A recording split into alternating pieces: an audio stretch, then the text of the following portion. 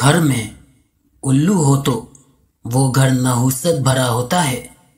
फाख्ता को आज़ाद करने से दुश्मन ख़त्म होते हैं। घर में फाख्ता हो तो दुश्मन पैदा होते हैं। घर में बत्तख हो तो घर में झगड़ा नहीं होता। सांप बच्चे दे तो घर में मुसीबतें आती हैं।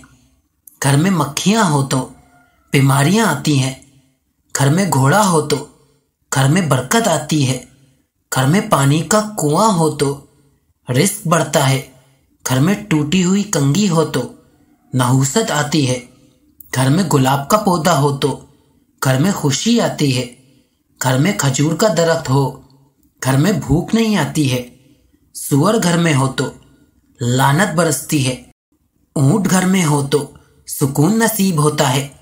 घर में बकरी पालोगे तो दौलत आती है। घर में कौवा आ जाए तो नहुसत आती है।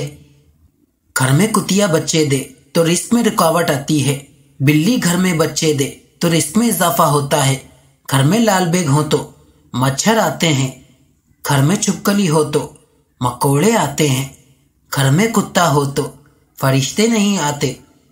घर में मकड़ी हो तो रिस्क में कमी आती है। घर में बिच्छू हो तो मुसीबतें आती हैं। घर में लाल चूटियां हो तो मुश्किल आती है। घर में कबूतर आए तो मुश्किलें आसान होती हैं। घर में बेर का दरख्त हो तो आसेब आते हैं। घर में रात की रानी का पौधा हो तो सांप आता है।